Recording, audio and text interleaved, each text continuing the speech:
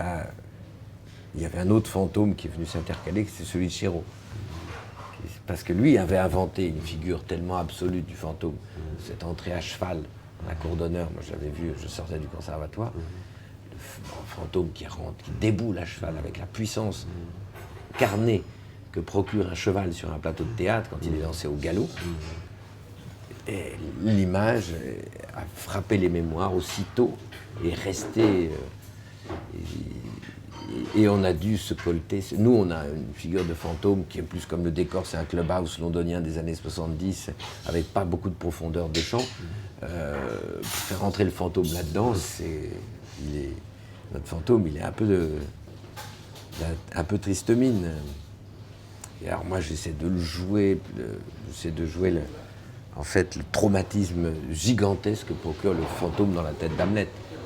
Comme si c'était plus qu'un vrai fantôme, un déclenchement de la folie. Mais oui, j'ai beaucoup de plaisir à jouer. Et alors là, pour le coup, oui, il y a beaucoup d'improvisation. Il y a même des improvisations dans le spectacle qui sont prévues, quoi. Même textuellement, on produit un texte improvisé. Qui alors, à force d'être improvisé, finalement, ça crée un espèce de texte second. Alors j'aime pas du tout quand le texte second finit par concurrencer le texte premier. C'est-à-dire qu'il est dit à même hauteur de voix, alors que moi j'essaie de l'évacuer, qu'il soit dit dans une espèce d'intimité cinématographique, qui fait que le spectateur entend sans entendre, et qui nourrit de la liberté de jeu, mais qui fait que ça ne concurrence pas le texte de Shakespeare, la traduction de Bonnefoy. On est dans une traduction aussi, on n'est quand même pas dans le texte premier, il faut toujours tenir compte de ça. Mais j'ai un grand plaisir à ça. Ben voilà. C'est vrai qu'on a commencé avec ça. Je vais essayer d'aller le voir, en fait. Parce qu'en plus, c'est un personnage qui improvise dans la pièce. Oui, bien sûr. Et la question du théâtre, de la répétition, il fait répéter les comédiens, et il les reprend, il est chiant avec eux, il les fait. Puis il y a la représentation, à l'intérieur de la représentation, dans le but que le roi se trahisse. Et d'ailleurs, je pense que si Shakespeare met le théâtre au cœur de cette pièce-là, c'est que le théâtre, à ce moment-là, au moment élisabétain, en Angleterre, mais aussi en Europe, c'est la chose incroyable. Plus vous dénoncez l'illusion, et plus elle est forte. Ils se rendent compte de ça. Plus vous montrez que les rouages sont là, enfin, et vous montrez, le magicien montre comment il fait ses tours, et le tour marche 2 fois plus. Ça, c'est le prodige. Et ils arrivent à raconter l'histoire de leur pays. Enfin, ils disent le théâtre, c'est une espèce de mine d'or, comme dans Lucky Luke, vous savez, le pétrole qui sort, ça sort de partout. Il y a une énergie prodigieuse et Hamlet raconte un peu ça, avec cette invention du fantôme. Donc, un personnage qui improvise. Donc tout ça, tous les fils se relient un peu. C'est pour ça que c'est la pièce des pièces aussi.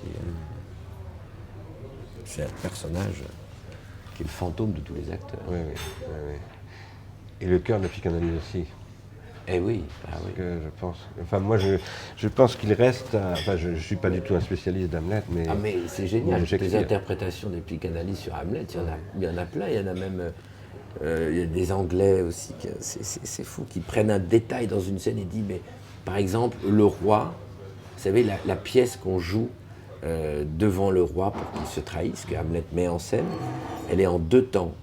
Il y a une pantomime où l'action du meurtre est jouée dans la pantomime, et puis la même chose avec le texte. Et il y a un critique anglais qui s'est dit, mais pourquoi le roi ne réagit-il pas dès la pantomime? Pourquoi c'est avec le texte? Et alors, ça a été une énigme. Il y a un grand critique anglais, Dover Wilson, et alors il explique en fait que c'est parce qu'il n'est pas le meurtrier. S'il ne réagit pas, il réagit parce que c'est trop. Après, il sent quelque chose de lourd et qui est blasphématoire, et donc il arrête le spectacle. Mais en fait, le meurtre, ce serait Hamlet lui-même, qui l'aurait commis dans un moment de délire où il s'identifie à la fois et le fantôme est une pure projection d'Hamlet. Moi, j'ai une interprétation proche de ça, Hamlet. Ah oui. Je ne crois pas qu'Hamlet a commis le meurtre, mais je crois que le mécanisme, si je puis dire, de la pièce c'est l'incertitude fondamentale. Ah, ça c'est. Et que donc on est voué aux fantômes, c'est-à-dire qu'il ne peut y avoir Ouais. que des fantômes, Ouais. pour les raisons que vous disiez tout à l'heure. Plus on montre l'illusion, plus elle fonctionne, parce que nous sommes fantomatiques. Ouais. Ah, ça, c'est tout Et à en fait même temps, juste. nous ne pouvons jamais, on ne sait jamais s'il y a eu un meurtre effectivement. Mais non, On ça serait ne le écrit saura quelque jamais. part, parce que rien de ça n'est écrit. Et d'ailleurs, il y a quelqu'un que je ne sais plus qui dit intelligemment, en plus Shakespeare, il enlève les alibis, il enlève les raisons, il y a des choses, il les laisse volontairement. Hamlet fait le fou. Dans la pièce originale, Hamlet fait le fou pour pour se rapprocher du roi et le tuer au moment où le roi serait sans défense. Donc il fait le fou pour une raison très précise et on voit l'évolution de cette raison. Alors que dans Hamlet, il fait le fou, mais il n'en tire rien de faire le dingue. Il fait le dingue, mais alors, on se dit, mais alors c'est parce qu'il est vraiment dingue. Oui, bien sûr. Et donc ça rajoute de l'incertitude. Et il enlève les MacGuffin, quoi. Il met des MacGuffin plutôt. Il enlève les raisons.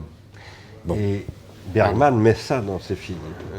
Dans Fanny Alexandre, Oui. Alexandre est frappé par le fantôme de son père, qui est mort magnifique. sur scène. C'est magnifique. Dans Bergman, il y a une mise en abîme du théâtre de Shakespeare en particulier, et notamment dans ce film-là qui est bouleversant avec La Nuit des Rois. Moi, j'ai été terrassé par ce film la première fois où je l'ai vu, alors que je ne connaissais pas, comme j'avais été terrassé par La Flûte enchantée.